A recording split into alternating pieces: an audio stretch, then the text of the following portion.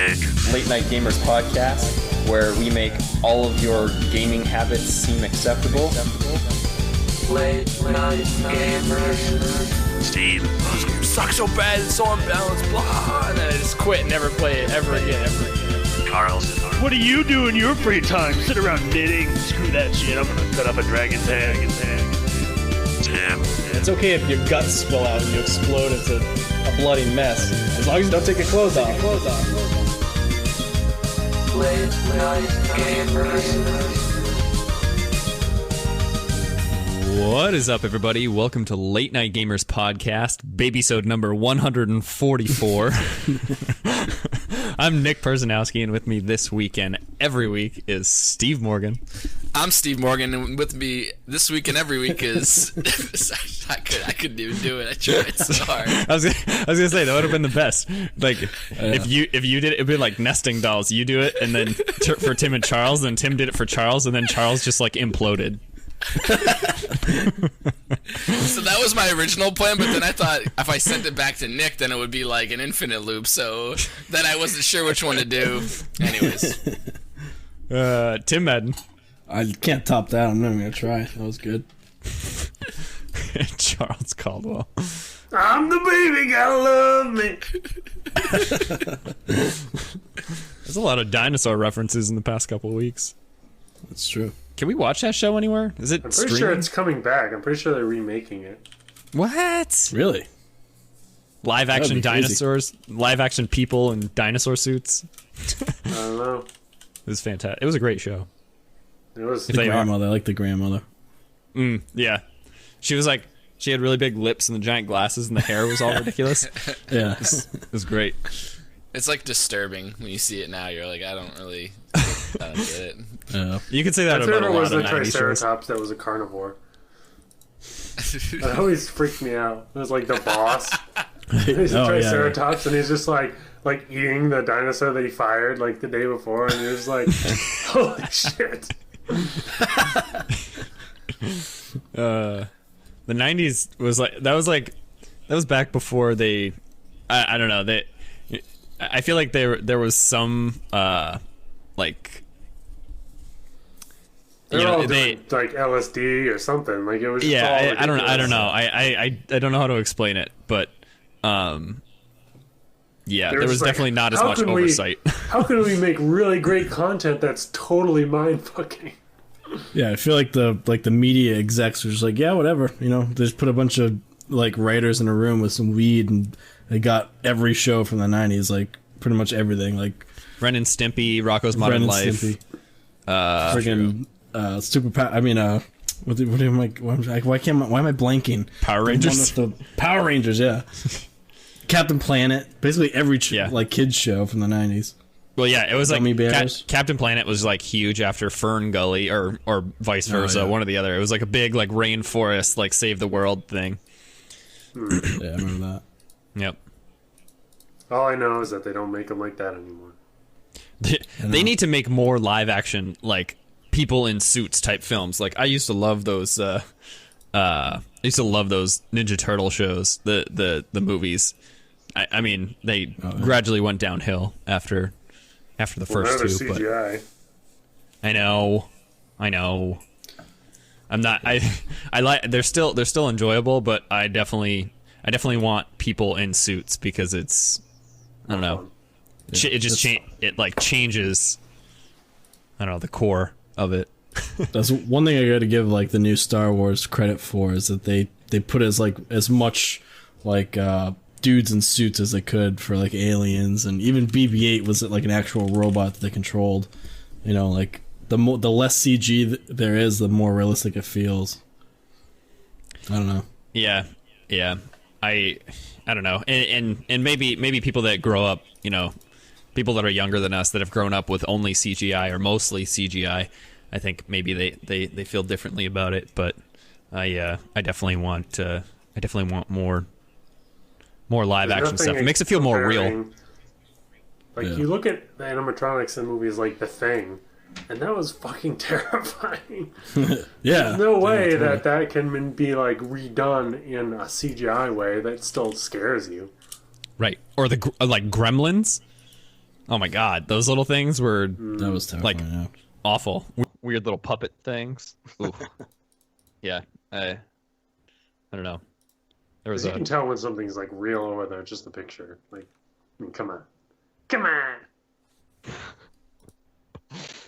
textures. I feel like they still. I mean, CGI has gotten really good, but I feel like real textures, like real life, is still a better.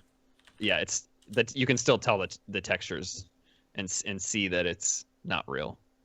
Yeah. I mean, not that somebody in a suit is real, but it's real as in It's not an object computer in the generated. physical plane. This is a very meta talk we're having right now. Yeah, seriously. It's an object in a physical plane. Charles throwing that one down.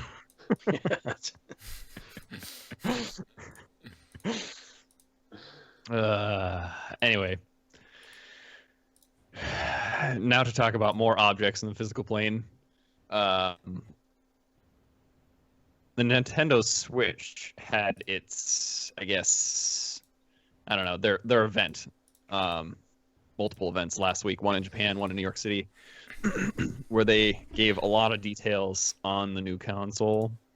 First of all, it's going to be that it's not going to be the $250 that we were hoping for, but the base model would be $299 in the US. And I feel like we learned a lot more. We also got to see a lot more gameplay associated with some of the titles that we saw in that like teaser trailer, and we also found out what games are launch games and what games are in launch window or like upcoming 2017. Yeah. So what are our feelings right now, looking at the Switch at this point? Not buying it. Yeah. Charles. I was a little disappointed at the $300, but I feel like it's low enough that it's not horrible. It's just kind of, I don't know. It makes the decision a little bit harder. If it was $250, I would pull the trigger right away. But I think my concern with it is the high accessory prices, and I've heard I've seen some people saying that the accessories are not priced that high, but I don't know, $70 for a Pro controller. I mean, the PS4 and the Xbox One controllers, which do a lot more, are only $60. So it kind of I don't know what this controller is going to do that's really going to make it worth that amount of money. So really, like, I'm not like, I don't think I could. I like the idea of the Switch, but if I'm going to play certain games, I'm not going to play on those controllers. There's like, I just won't, and so right there, that makes it a $370 console, and then games. Yeah. But yeah, I think another big factor is the fact that pretty much the only launch title that is like a game that you can play by yourself is Zelda. So you're gonna be paying $300 for a Zelda machine for at least the first 2 months until Mario Kart. They're re-releasing Mario Kart 8 as like Mario Kart 8 Deluxe or something like that, and that doesn't come out till the Switch comes out March 3rd, and I think it's 2 months after that. It's like end of April. It's not even a new game. It's just a remastered version. Yeah, it's just like a higher textures. They said it's all the DLC. It's gonna have new maps, but it's still the same game. So It's like, kill me now. Not that I played Mario Kart 8, but still, it's like, yeah. So the of the launch titles, I mean, there are a couple other ones. There's like a Bomberman game. There's What? I can't think of what Bomberman R, I think it is. Oh my like god, I love Bomberman. Bomberman is converted, Charles. And you like press A until it gets bigger and bigger, and then you like throw it at someone. Charles here's Bomberman. Now he's going to be waiting outside of Best Buy at midnight on launch day so he can beat someone up and take their Switch home. The best part is you're on launch day and like everyone's waiting in line. Like, I can't wait to play Zelda. You're like, yeah, I'm gonna get that for my Wii U, but I'm definitely getting Bomberman. I'm totally here for Bomberman. Everyone's just like, Yeah, so the launch titles are kind of disappointing, but even then, if that, you wait 2 months and then you get Mario Kart 8. So like, you know, it's not even a. I mean, you can play it by yourself, but it's really more like a party game and something you want to play with other people. So it's kind of a bummer. it's the same with the 1-2 Switch or whatever. It's like it seems cool, but like, let's be honest, we don't have friends, like especially physical friends. So Yeah. like I'm just like I could play that like once in a while, and like what? And then like also the other thing is like I'm not gonna play that with like. You're not gonna play that with your significant other, right? I'm not gonna play that with my girlfriend. I'm not gonna be like playing like quick draw and shit with her. Like that's what they make it look like, but I'm like that's not gonna happen. She's just gonna be like, this is stupid, and I'm gonna be like, yeah, it's pretty dumb. You know, it's like I'd have a better chance playing Mario Kart with somebody like that than that game. So it's kind of like it seems real serious. I mean, I could be wrong. I haven't really like I just saw the trailer, so I don't know. Maybe it's more like WarioWare where it sort of levels the playing field and stuff like that, and it's like more accessible to like normal people. But when I watched the trailer, I was like, doesn't look. It looks pretty hardcore. You're like boxing and you're like jumping up in the air and stuff and like dancing. It's like someone who's got to be like real serious. So then like I don't know. That just seems like a throwaway game to me. That seems like a party game. Like it's only gonna work when you have a party, which means like once a month, if you're lucky. Right. It's like Wii Sports. It's like something that you will probably play once or twice, and then that's about it. But I mean, I guess you know the more I was being pretty harsh on it because I feel like you know the Switch is like the ultimate single player machine. Like if you know it's meant to be your thing you're playing in the living room, and then you're like, oh, okay, I want to go for a walk or I need to go to work or something. And you take it with you, so it's like perfect for like a single for like one person. And I feel like they're releasing a lot of like multiplayer titles, and it's really, I feel like it's more geared towards single player. But you know, then the more I was thinking about it, like I can see instances where it would be cool for like multiplayer games. Like I feel like it would be perfect for, you know, sitting in a line at PAX. You know, you could have a multiplayer game together. You'd be whacking people in the back of the head as you wait. It's gonna be happening all time at PAX. It's gonna have been out for 10 days, so everyone that has it is definitely bringing it to show everybody. Yeah. People are gonna be so much more in your personal space than they ever have been, which was a lot in the past.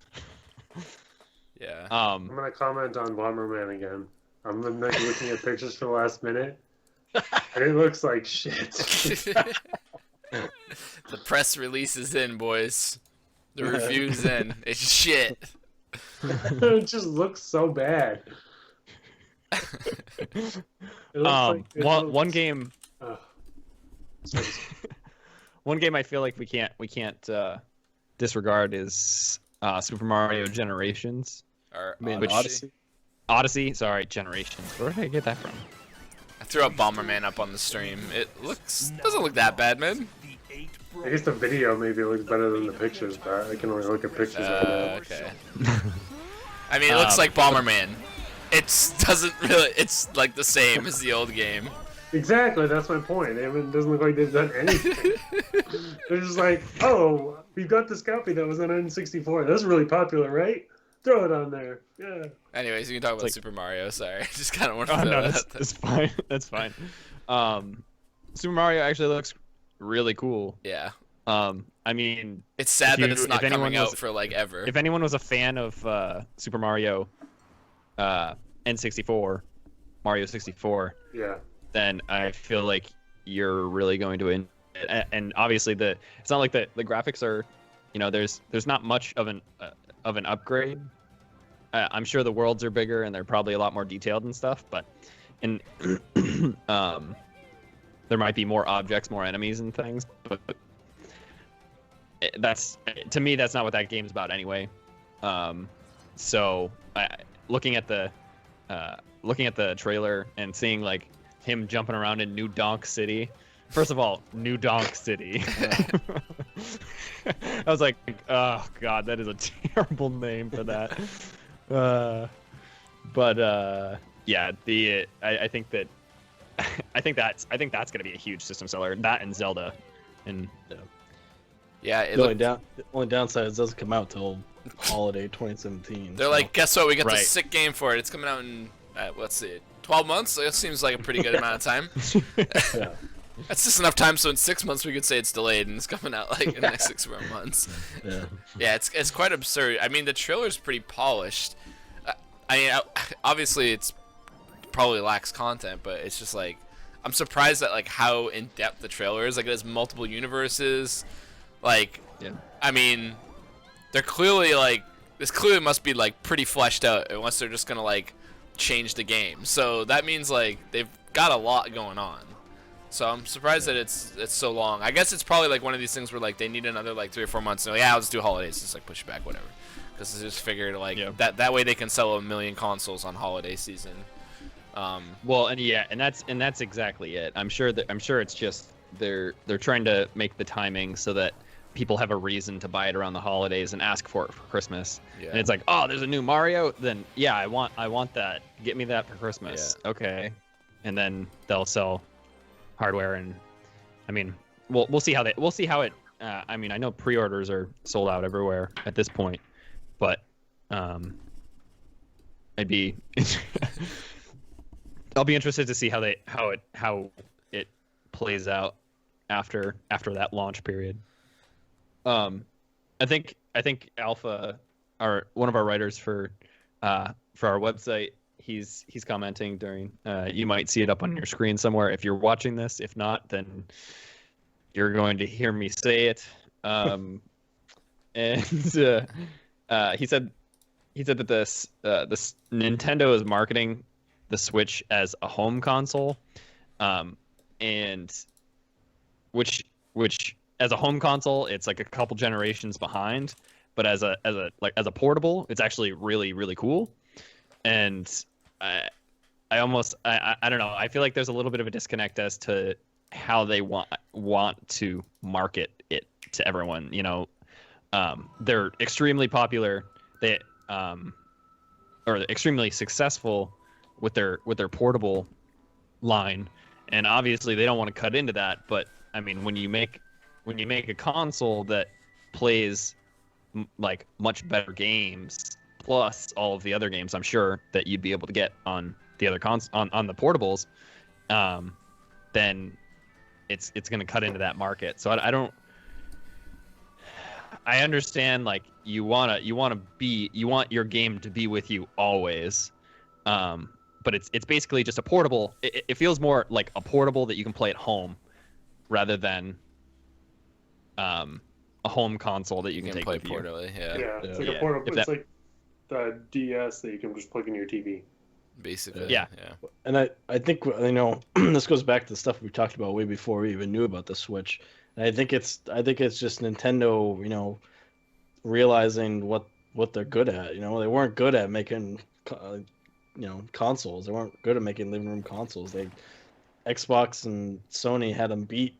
You know, they were out of the running for so long. Even the Wii and the Wii U were both behind generations, and I think this is just them saying, okay, listen, we can't, you know, we've lost that battle.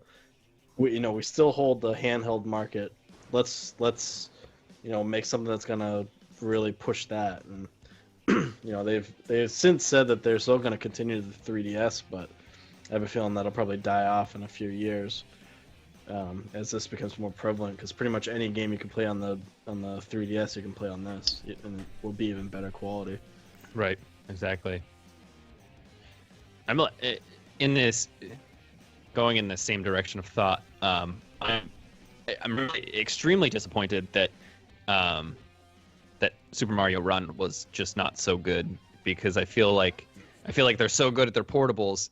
If they just like had thought about it as a portable device rather than, and then just change it up so then it would be better, like it would work more fluidly on a than like a portable console, then I feel like they could just like eat up like so much market share with that. Because if you're gonna put a game on mobile, then everyone has the console. Like not everyone owns a 3DS, but everyone owns a phone. So it's you know, I'm just surprised that they weren't able to really do that successfully. And maybe I don't. That's my own opinion. I can't. I see it on. It's like one of the most popular games on the Apple Store right now. But I don't know. From what I've seen, I think it gets like 2 stars or 1.5 stars. So. Really? Yeah. It's the user reviews are really bad. Yeah, I mean, I think I read a really good article about the touchscreen on the Switch, and there's a lot of people theorizing that rather than going after like Microsoft and Sony with the Switch, they're more focusing on Apple and Google by going after the tablet market, by basically making a tablet that it makes it much easier for mobile developers, people that make like all the runners, and there's like thousands upon thousands of mobile games. It'll be much easier to just port those over to the Switch now because you have a touchscreen. And I think that their like foray into the mobile market with like Mario and Pokemon Go and stuff was kind of just like I don't think they ever really wanted to do that. It was just kind of something that they had to do to like make their investors feel happy. And because I mean, Mario Run, it's cool, but I just don't see it like, it just doesn't have that thing to it. Even like Miitomo, it's just it's so weird. There's no like progression. It's just this thing where you go in and answer dumb questions. Like, I just don't get it. It just doesn't feel thought out. Like I feel like Nintendo is such a methodical company. Like, every game they release is always so polished and like well designed. I just don't get that vibe from any of their mobile titles, and I think that they were just something that their investors forced them to do. So they released these like really crappy things really fast just to hold them over until the Switch came out. Yeah, I agree. Even though the I think after the Switch event, their Nintendo stock dropped quite a bit. So if you're saying that their intention partly for the Switch is so that they can get more mobile games on there, but I feel like Nintendo's never been very good at third party. Well, yeah, I think they want to be better. They didn't know how, and I think now that I remember there was one article that we had mentioned where they're using like I'm pretty sure it's an NVIDIA chipset, so it makes it easier for developers to port games from other systems onto the Switch, which is great. And people, it's basically a tablet, so anyone that's been writing games for a tablet can fairly rapidly put that over. Like any point and click thing, there's like dungeon crawlers that run on your phone. There's racing games. Pretty much, there's like so many different random games on phones now that people can just port over to the Switch. So I think it's a move in the right direction. I hope they foster that and they don't do like they have done with third party, or they'll just be screwed more. speaking of third party, I think we should talk about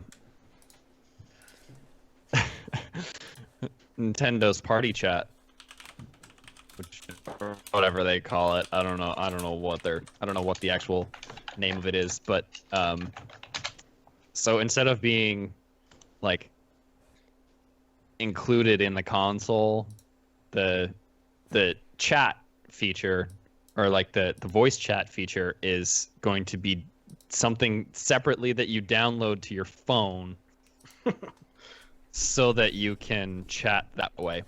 And I don't know if that's because like maybe, and now I'm trying to put a positive spin on this, but like maybe when you take it to go, like, you could still potentially chat with playing with on the console instead of it like I don't know. I don't know. Yeah, it's weird. It's crazy. I don't know what the hell they're thinking. It's like they're like, oh shit, we've got to put that in there. Let's just make an app for it. Or they I should don't just know. not include it. That makes so much more sense now. Is that like that person who like tweeted? I think it was like someone from Sony who like tweeted like Nintendo's new voice chat feature, and it was just like their phone, like the dialer. Oh yes, The dialer. it was. Yeah, that's a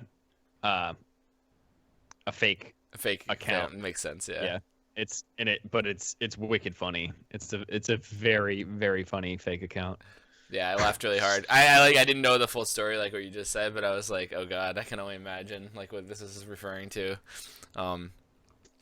Yeah, that's basically it, right? It's like, okay, if you're gonna have to use your phone, then you can just use your phone. I don't see the benefit. I guess Well, yeah. What would be the benefit that you like can tie your data network into your Switch or something? Like, there has to be something extra that like you can combine with that to like make it worth it. Because otherwise, like you could use there's a million apps on your phone that you can contact somebody with. Like, I guess maybe it can see what games you're playing via like sort of like a Nintendo social media app, so to speak, and maybe that's like why they're trying to push that. Like that's that makes more sense to me. Like they want to separate it from the system, so they want it to be like Twitch or like something where you can still chat with your friends even though if you're not playing. Yeah, and you can see like it's like Steam has this and Battle.net. Battle.net doesn't have an app on your phone, but Steam has it, so you can like see what your friends are playing. You can chat on it, but like it would make more sense if Nintendo had like I feel like a broken record saying it would make sense if Nintendo did this. It would make sense if they had like an app that was like congruently did exactly what the Nintendo Switch did. So you had like a friends network on Switch and DS or whatever, and then you also had an app which you were able to like sign into on your phone and like share things or like look at like feeds or whatever if they wanted to make it social media based. But like to have them be like completely separate is like really kind of silly because it's just like something extra for you have to worry about when you're on your Switch. It makes no sense. Especially like if I don't know if the Switch's ports have. I'm guessing it has an earphone jack, right? But does it have a headset jack? It must not have a headset jack then. Like it must not have like the 3-prong headphone jack. It's gotta. Okay. If it doesn't have that, I would be surprised. Okay, so if it has it, then it has the functionality to like input like audio, which I'm assuming it does. And it's just like, then why not just do it directly through that? Because I'm not gonna be like in the airport playing a game like in the trailer and then pull my phone out and trying to like chat with somebody in the game. Makes no sense. So weird. Yeah, it really is bizarre. I just don't understand why they do that. Nintendo Switch, the console for multitaskers. Okay. It's just like Playing with one hand. dementia. It's true. Something else worth talking about too is the fact that their online features are gonna be paid now too. Yeah. I don't know if they announced the price, but it's gonna be similar to PSN and stuff. Yeah. Yeah, PS Which Plus and Gold. Seems crazy to me. I guess only because What's the value? I just don't. Nintendo just doesn't have the library of games that supports like online multiplayer like that. I mean, I think of like PlayStation and Xbox, and it's like, I mean, people are playing Battlefield 64-player multiplayer, and I know like some of the servers are like they're servers that are owned by the developers and whatnot, but I just unless they're going to like significantly expand their online capabilities, I don't see paying any money for it. Yeah. Agreed. One thing they do mention too is you get free classic game downloads, whatever that means. So it's kind of like PS Plus, where you get a free game every month. Like, here's Battletoads. You're like, I don't want to keep it. Give me my money back. The way that it sounds like that works, though, is that you get to keep it for a month, and then after that, you have to pay for it. Oh, really? So it's like you get some unlocks for that month, and then those unlocks. Here's a taste, kid. And I don't know if it's like a rolling thing where or if you get to choose which one you want, and like I want this one this month, and then you have it for a month, and then you could put, I don't know if you can potentially keep that game for like another month or 2 months or something, and that's the game that you choose. But if it's just that you get the game for a month and it's basically like a trial version, and then you have to pay for the game afterward, which came out 30 years ago. Dude, it wouldn't surprise me, because I remember like when the Wii U launched, like we have classic games, and I was like, oh, okay, I see. Switch gives one game from NES and one from SNES, and they don't stack. I remember when Wii came out, and they were like, we're going to have classic games, and I was like, sweet. And they were like, the original Zelda is out, and I'm like, awesome. And it was like $6.99 or something, and I was like, $7? That thing probably wasn't even $7 when it came out. I was like, what the fuck? Who would pay that? You could go to like a fucking like, you could go to like a flea market and buy the game now for like $10 and like a system for like $50. It's like, why would they be so expensive? It's literally nothing. It's digital. It's digital to them. Like, how can this possibly be the value on the market? It should be worth like $1. Like, it's the fact that anyone buys it should be like, it just blew my mind. I was just so surprised that they had all these NES games, and they were all like, none of them was under like $5. Like, there's some games on NES that aren't even worth like 50. I couldn't even pay 50 cents for. Like some bad ones, right? Like some horrible ones. So they wouldn't surprise me. They really pushed that hard. I mean, I guess like now they probably cross over. Like I don't know how Nintendo did it, but I'm assuming that maybe if you bought it then you have it on all these new systems. Okay, well then maybe. I don't think so. I'm pretty sure if you own it on a previous Nintendo system, you don't own it on the new Nintendo system. Yeah, so that's like horrible. It's like it's like cheating all. Like, I'm surprised Nintendo still has fans anymore with the way that they're cheating people out of stuff. It's like literally like you have 3 versions of like Zelda. You have like the original version, you have your Wii version, your DS version, and you buy your Switch and you can't play it. Well, because they're not even like, I mean, like Nintendo or like PlayStation does, cross buy, where if you buy it on PlayStation 4, you also get it on PlayStation 3. Yeah, exactly. And not for like every game, but that is an option. But it just seems nuts, like that they would. Honestly, a better model would be to have a lower initial online cost, like monthly, and then have like a premium membership that gives you like basically the premium membership gives you access to their entire library of NES games or something, like. Because what is that costing them? Nothing, really. And then and that way, if you give them all of them, then like if you don't pay for it, you lose that access. That's fair. Yeah. If you're gonna get everything, then it's like worth it. It's sort of like having a cable subscription. It's like, oh, if you want to pay, or like Netflix. It's like you get it, you get all the things, you get everything. Once you don't subscribe, you like lose it all. It seems pretty reasonable to me. I think so. I mean, it's all old content. Like they're just gouging people for. Yeah, for real. Like, it's like I said, who the fuck, like, maybe 1 or 2 games that, like, you really, really love or something, but there's no chance in hell I'm going to go on and buy any of those games. Most of them are painful. Like, most of them are not even fun. It's, like, sadistic. Why would you pay $5 to just die 1,000 times in a row and never, like, get past level 2? I mean, I can... if it was, like, Steam, where you're going to keep it forever, I can understand that. Because, like, that... to me is like, if it's a game that you love, that you'll play again, spend the $5, get buy fucking Battletoads and hate your life forever. Sure. But at least you have it for the rest of your life. But for when just the way that they do it is horrible. The way that they every generation they just kind of lop off all the games you had and you're screwed.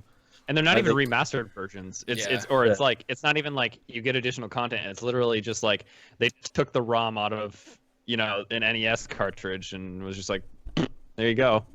Now it's attached to a server and everyone can download it. Yeah, there's a few like on the 3DS. There's a few like you can get Sonic, the old classic Sonics, but they're 3D now. So I can kind of understand. I can like justify paying a little bit more for that because it's like they added a little bit to it and it's got that same classic fun game. But if they're just gonna sell you the shitty ass game, the shitty fucking ET and horrible games from way back when that suck, like at least make it carry over. Because like why would you pay for that a second time? It's like I honestly think they're I feel like people would be more likely to buy it if they knew that they could keep it into the next generation. You know, Right. Think Well, I they- mean, keep it's it longer. at least. Yeah. I don't know. I think they don't really care, and they just don't give a shit. I really don't even think it's like I really don't think it's like a marketing scheme or anything. I think it's just they literally just don't give a shit. They're like, here they are. Can you do this? They like send one guy out, and he does it. Then they just put it in, and they don't even like question why they're that much. They don't even. It's just like something. They just do it. It's there, and they're like, oh, we're gonna make some free money, basically, whatever. Like I just don't think that they put thought into it. Like they really don't, cause like, I mean, the fact that like Nick can just be like, oh, you know what they should do a subscription and like you get all the games. Like a really good idea. Like, clearly they haven't thought it through. Like they could do things like that. They could do a lot of things like that they've missed like a lot of opportunity on, and it doesn't surprise me. The saddest thing is it's really not some like grandmaster scheme for them to make a lot more money. It's just completely like zero shits given. Like I don't think they care about VC and any of that stuff. I just think it's there because other people have it, and they want to like sort of make sure that they can like pander to like, oh yeah, you can also, you know, it's just like something to like make it seem like it has more things. But then when you go to it, it's like it's complete trash. It's literally they had a concept for like a base console, and then they just added on this additional stuff where it's like, oh yeah, maybe someone wants that. Okay, so we'll just make this like, you know, 2-cent app, and then hire somebody to do that, and then I feel like the same thing is going to be for we were talking about social media and having it be a social media app. One thing I hope they learn from just the way the world works, which I don't think they will, is there is a button that you'll be able to share like screenshots and eventually videos of your gameplay from the Switch console. But Nintendo is so strict on all of their sharing policies that like if you were to post a video, like I highly doubt that you're going to be able to post a video to YouTube, because you have to have, well, or if you do, it has to be a channel that is specifically Nintendo. It can't have anything else on it. Otherwise, and if you monetize your videos, they will take, I think it's like 70%. That's like, it's an insane amount of money, which is just like, what does the matter with you, Nintendo? Like, people watch videos and then they get so excited about the game that they want to play it, and it's like that's the way things are now. You know, and I feel like what they're gonna do with this whatever sharing capability it has, it's gonna be like you can share it to, you know, whatever Miitomo or like some Nintendo voice chat, or you know, some, it's like where you can only share it with people on this same app. It's not like they're just not going to work with third parties on this stuff. It's just not going to happen. And the other thing, it's just like, to get back to sort of like their, like what we were saying before about their like online service, like what game are you going to need? Like the thing with PlayStation and Xbox, they have a lot of multiplayer games, so it's like, okay, I'm cool with that. Like, I mean, I kind of had to pay for it with PlayStation to like get Division and all this stuff. There's a lot of multiplayer functionality, even just beyond just like having multiplayer. It's like so many games are taking a lot more advantage of that online capability in general. Just like your interconnectedness and everything, like with the real world is crazy on a lot of those games. Maybe they'll push that then, I guess. I'm just like looking at it like, okay, I'm gonna play Zelda, and then like I guess maybe like when Mario Kart comes out, then you can start to say like, okay, you want to play Mario Kart with your friends, or like play online, like, you know, have ranking or some kind of thing. But like, what the fuck do you need? Why would you need it for like 1-2 Switch or like Zelda or like any of this shit? So it's like, I mean, I guess like I'm being very short-sighted on it, and obviously they have a long-term plan. So, but it's just like Mario gonna have internet connectivity for Mario. I don't know. Maybe they have something in the stall, but it seems kind of silly. Yeah, I feel like the big things that they really push the console on, like the you know, the single player titles, being able to take it with you, you know, like the split screen multiplayer with the two controllers, like none of them really have major like online facets. Yeah, exactly. So it's kind of like doesn't really fit in well with it. So I don't know if their reason. I'm my thinking is that the reason that they're charging for it is because they know that, like it's not going to be used as much. I mean, I don't know because I feel like I just don't understand the the whole reasoning, or to try to make some money back because I feel like it won't be used nearly as much. Sounds like we got a lot of like negative not understanding what Nintendo's doing. In every instance, it's not like I don't understand, but I'm excited. It's I don't understand, and I think they're idiots. It's weird. It's everything they do is very strange. Yeah. It's like for better or worse. Mostly for worse lately, but you never know. Yeah. I mean, it works out for them. Sometimes they do some crazy stuff, and like the Wiimotes, they were the first to really push the motion controls, and that stuff blew up. Those. Yeah, but it's like, I mean, they do weird stuff, and sometimes it works, sometimes it doesn't. I feel like the only way to really know is for the console to come out and people start using it, and then we'll find out pretty quick if it's a dud or not. Yeah. Right. True story. Well, on March 3rd. Nintendo yeah, episode. I knew it was going to be because it was. I mean, Nintendo was the big news from this past week anyway. But on March 3rd, I think is when we'll find out if what Nintendo's put together for us is actually going to be successful. So I'm going to be bloodshot-eyed playing Zelda for. Yes. Charles will have to convey everything you think about the game. No, we'll see what they allow me to do in terms of video. So why don't we, before we head out, why don't we quickly talk about what we've been playing, and then we'll call it quits for this baby-sode that turned into a full adult-sode. Yeah. Evolved. Yeah, it evolved midstream. Steve, why don't you start us off? Man, I'm playing a bunch of junk. I'll just talk about one game. I finally beat Final Fantasy 15.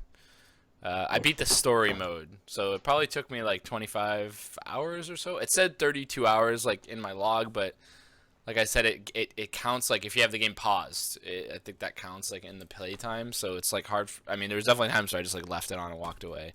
So, you feel like there was unfinished content? You could have just roamed there the was world. there was a lot of shit that I didn't do. There's like there's all these like tombs that you can get weapons from, and I probably got like 50% of the weapons.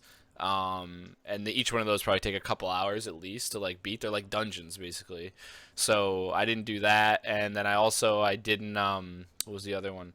Like there's a lot of like side quests and like skills like bounty hunter levels and like fishing and all this shit that I just like I just started like the problem is the game sort of gets you like locked into the story mode, and then you're sort of like locked in. You can't like it's not like normal games where you like have a mission and then you can come back and like fish or something. It's like you go someplace and then you have like this epic like 5-hour long storyline, and then you come back and some guy's like, oh, do you want to go to this next place? If you leave, you're gonna like start this new mission, and you're like, sure. So then you're locked in for like another 4 hours like on a train, and then you go to some place, so it's like they have this like system where you can go back and do things, but it's like you can go back in time is what they call it. Mm-hmm. And so that way you can like do all the side missions and shit, but like you're like, fuck that, I'm not going back in time, like like so you just sort of like get like, so I just sort of got on the story mode, and it was really good. I would say like it was really like if anyone's read the reviews or seen any of the reviews for the game, it was pretty much spot on. Like the game was beautiful, the gameplay itself was pretty good. There were some parts that were kind of frustrating, but most of the time the gameplay was pretty challenging, and like the graphics and the storyline was good, but it was also bad. Like I can't really explain it. Like it was very epic. The storyline was epic, but like the character development was so plain that like when it came to the end, and like or like people say some character would die. I don't want to spoil anything. Let's say something bad would happen. You just didn't care because you just like weren't really immersed so well into the story. Like they didn't really. It was very scatterbrained. It was probably like a good way to put it. It's like things were just happening, and there's like, oh, there's a guy, there's another guy, and then like I was like, what the fuck? So like over the weekend, I watched the movie, which is related to it. It's called Kingslave, and And the movie was awesome. The movie was better than the game, I'm pretty sure. Like, it was much better, like, drawn out. The movie basically is, like, a section of the game. I mean, I don't want to spoil anything, but, like, at some point in the game, like, something happens, like, your city falls or whatever, and some people die, like, in the game, and you see this in the movie. Like, it's basically like a super epic cutscene from the game that you don't see, essentially. Let's just put it at that. So it's pretty cool if you played the game. Like, I did a good job of, like, playing, like, say 10 hours in the game and then watching the movie. So I knew enough about the world to, like, understand the movie, but not enough to, like, be spoiled by the movie or vice versa. Like, because again, like, the movie would have probably spoiled if you haven't played the game. You kind of, it's not spoil, you just walk in knowing kind of like where the game's going to go already immediately. Whereas, like, I kind of was on the same timeline as the movie. Yeah, the movie was way better than the game as far as storyline goes and just sort of the way things work. And but it was a good game. I mean, I think I said, I think a lot of the reviews were pretty spot on. They said like around 8 or like in that range, and that's probably what it was. I mean, it was really epic. The graphics were like amazing. There was just like a couple things that were sort of like short-sighted. It's like most of those games, like, you know, you towards the end you feel like a boss. You like shoot, some god comes down and like smashes everything, and you're just like like screaming. So that's like, those things are always cool, but some parts were just like really dud, and the storyline was very like, what the fuck, like, why, like, you knew it was coming, but you're just like, what, okay.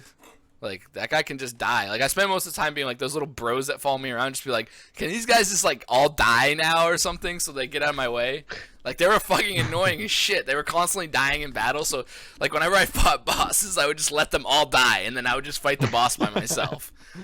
And then I would just, like, revive them afterwards or whatever. It was just like, what the fuck? So, anyways, that's it. I've just been grinding and I've beat Final Fantasy. I haven't decided if I'm going to go back and fish, but probably not. Because once you beat the story, like, fucking everything seems insignificant after that. It's like, I can't go fishing, I just, like, save the world, or, like, whatever happened, you know? So it's like, fucking fishing, man. So, you know, I should have done all the side quests before, and then I probably would have finished them off, but, and then the thing that was funny is when I beat the game, I got this trophy for, you know, completing the last act, which is like it was only like a silver or whatever, and it was like 28% of people have this trophy. So that means like 70% of people haven't even beat the game.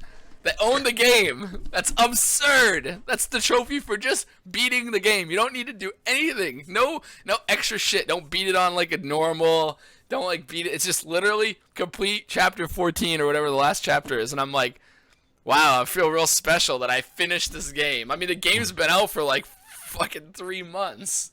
It's like a long time, like a very long time. I was pretty slow on it, so goes to show you how many people like own Final Fantasy 15 and haven't beat it yet, which is pretty absurd. I mean, I guess not all. I think it's also on Xbox, right? So I can't include that crowd, but on PlayStation at least, it's crazy. It's probably similar. It's probably the same, but yeah. So anyways. Not getting a platinum like Nick, because I don't got like fucking 80 hours to devote to my life. Getting like max level fishing or whatever I need to get, and then like all this other bullshit. Oh no, that's important. You got to do it.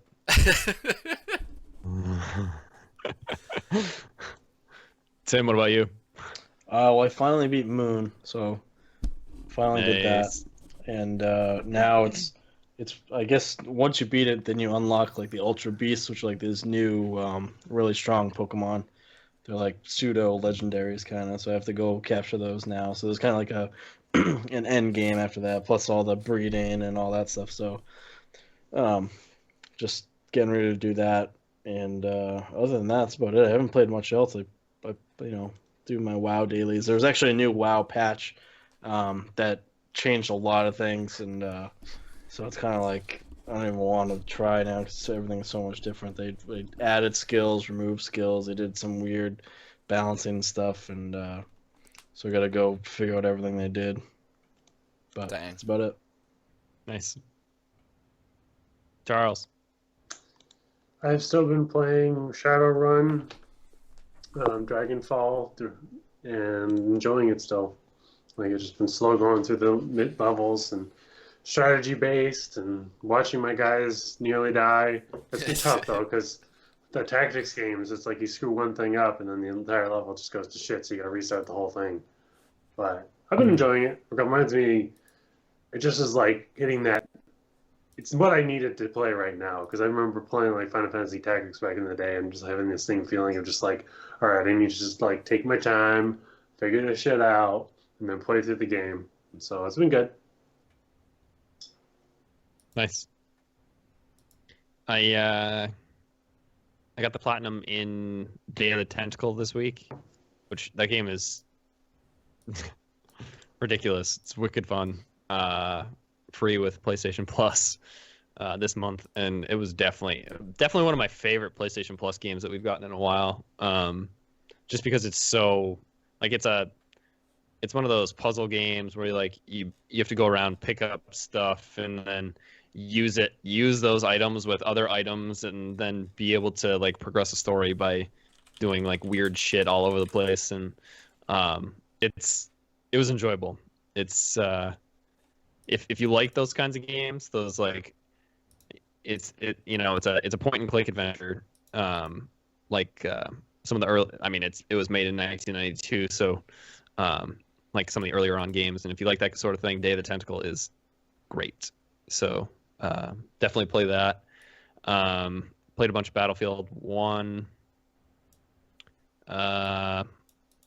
Started playing some Titanfall 2, and I was trying to I played this like one like prep mission sort of thing where you have to run through, and I was trying to get the trophy to beat it in a certain amount of time. You have to beat it in like 33 seconds, and so far I haven't gotten below like 46 seconds, so this is bad. Everything I've read online is like, this is the worst. Like, you have to time everything perfectly, and yeah, it's miserable. Apparently people have spent like 6 and 7 hours trying and finally get it.